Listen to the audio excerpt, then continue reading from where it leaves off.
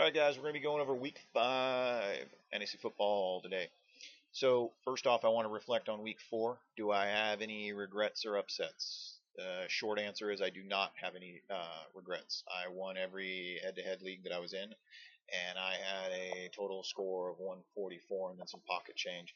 So, I don't really have any regrets. I do wish I had not gone with the Steelers. I will totally openly admit that as a defense. But Antonio Brown was my highest scoring guy next to Philip Rivers. So, end of the day, you win some, you lose some. We all know damn good and well that you never get a great game where everybody's over 20. It's just impossible. So, as long as I win, I walk away with my head held pride that my account got fatter and not slimmer. So, going into week 5, I'm going to be totally flat out honest with you guys here. My number one pick for QB is Andrew Luck. But as you see here, Mr. Andrew Luck is sitting on $10,000 salary. Now, if you're familiar with FanDuel, you only get $60,000. Well, I'm not going to spend 1/6 of my salary on one guy because knowing my luck, Andrew Luck will get sacked, break a leg, or snap some shit up, and yeah, there goes my whole game plan for the uh, Week 5 picks. Too damn expensive, guys. So as much as I want the boy, as much as I think he's going to cream Baltimore, I think Baltimore right now they're sitting on I forget what their defense rating is, but he's just not worth the pick. He's not worth the price tag, guys. So I'm going to be going up with Matt Ryan. I'm not a huge fan of Matt, but the matchup against the Giants is, I think, going to go his way. Most of Atlanta's passing rating, we all know, is coming from the blowout game that they had. Uh, yes, that probably fudged the numbers a little bit, but they're going up against the Giants, who are only sitting on a pass defense ranking right now of 22. And with the Ryan and Julio matchup, Julio Jones, that is, matchup, I see it working out to their benefit. I see those two connecting a lot this game. The Giants just aren't there in the pass defense like they need to be to probably stop this duo. I could be wrong, but for the bang for the buck, I'm not seeing a whole lot of other games this week where the quarterback is going to be really going up against something that's completely, a for sure blowout. So for me, my gut's telling me Matt Ryan, guys. He's my second pick next to Andrew Luck. So getting on down to running backs, I'm going to flat out just say what everybody probably is already thinking, and if you're not thinking it, it's just because you're not watching football. DeMarco Murray, guys, Dallas Cowboys. Whether you like the Cowboys or not, which it seems like there's two crowds, those who hate the Cowboys, those who love the Cowboys. I am no doubt someone who loves the Cowboys. I think that they have the potential. They just have poor management. We all know Jerry Jones sucks. But at the end of the day, this new strategy the Cowboys are going with this year is focused about the run game and less about Romo, which the last couple of years, they've all been about Romo. Everybody knows the pressure that fucking dude. I'm surprised the guy's not killed himself with how much pressure he gets constantly put on him. He goes into these games over the last 2 years where he's got to put up big numbers because his defense is crap. And what happens? There ends up being a huge spread with the opponent where they're sitting on a 20-point plus lead. Now Romo's going out in the field. He's got to make up for that, so he's got the pressure from that. So he has no choice but to throw the ball. There is no real strategy for a good run game, and the dude's getting sacked left and right because his offensive line isn't that good. Now the Cowboys are sitting on one of the youngest, I actually think the youngest offensive line, but talented. Young does not necessarily mean untalented. They're fresh. The offensive line is ready to rock and roll now. And Romo's got options. They're finally telling him, hey, you don't feel like throwing the ball? Run it. And it's working. I see DeMarco Murray going up against the Houston Texans, and who I think right now are sitting on only a 26th rushing defense rating, and they're going up against the Cowboys, who have the fourth ranked rushing offense. I see it being a slaughter. The Texans have a pretty good passing defense, so I see Romo not being able to pass as much as he has been. But the run game is going to throw him off the ball. He's going to need the run game to open up the passing game. DeMarco Murray, I think, is going to be running his ass off in this game, and I bet it ends up being one of his best of the year.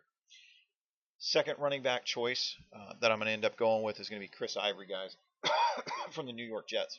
Not a big New York Jets fan, but I do not believe that Chris Johnson from the New York Jets is going to be doing fairly well. And I'm basing a lot of this stuff for this week on these guys. For me, is going to end up going with last week's games. I hate to be one of those guys who looks at everything and then ends up going off of the previous week. But Detroit has a great run defense right now. They're sitting pretty damn high. I want to say they're like, I think they're fourth or seventh or something like that in run defense. And Chris Ivory ran his ass off for 83 yards against one of the better run defenses in the league right now. Plus, we're sitting on the fact that Chris Johnson, he's only listed as probable for this week. Like, he's still suffering from injury. There's a good chance that even if he ends up on the field, no one's going to want to push that guy.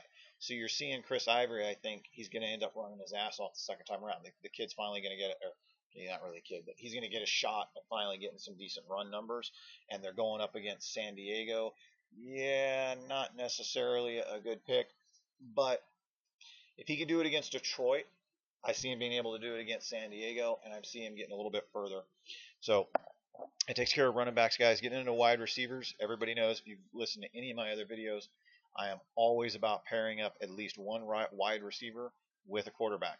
And I'm going to drop the money, guys, this week.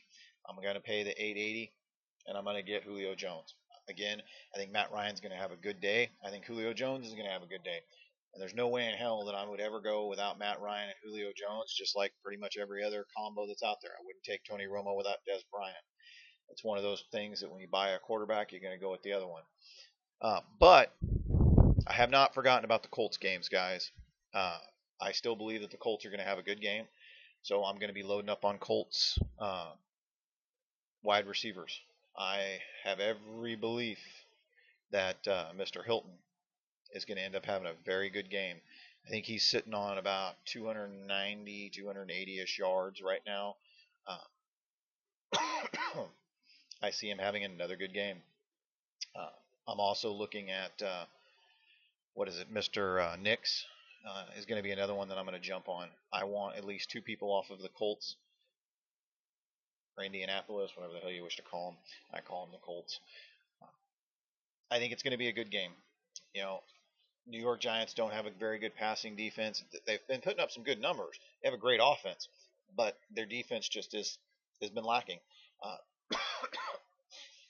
I feel kind of weird about picking some of these picks. They're not necessarily as strong as I felt last week, so I have a feeling this week I might fall flat on my ass. But I will say that I'm looking at the bigger picture this week and kind of trying to branch out, because I think that Jacksonville and the Steelers, I think that Jacksonville has a chance this week. I think that they might end up finally getting on the scoreboard like Tampa Bay did last week. So I'm trying not to, I actually think the Pittsburgh game is going to be an interesting game. I think that might be the blowout game, but not enough to really want to grab up Antonio Brown, especially for the price tag that he has. I see too many other options here, guys. So for tight ends, I've been going with Kobe from the Colts for a while. Not really feeling him this week. I'm actually, ironically, feeling another Cowboy, Jason Witten. He's one of the best tight ends in the league. Anybody who says otherwise, they either don't know who he is or just haven't been watching him play. This year so far, guys, he does not have a single solitary touchdown. He's actually not been getting as much attention as he usually does. And if you don't know, Tony Romo and Jason Witten are actually best friends in real life. There's tons of articles about them going into the Cowboys together, coming up together in the team. He's somebody who's going to get the ball, if for no other reason than they're friends. Now, that being aside, yeah, the game's always important. The opportunity's got to be there. We're on game 5 without a touchdown from one of the best tight ends in the game. It's caused him to go down in price drastically. And to me, he's worth the $6,000 this week, guys. I think that Jason Witten is going to end up seeing some play this week. I could be wrong. It might come in another week. Ironically, it'll probably come against their game against Jacksonville.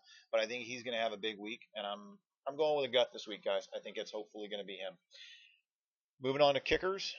So I'm going for bargain this week, and I'm going on a upset that I know a lot of people weren't too happy with, and he's catching a lot of flack.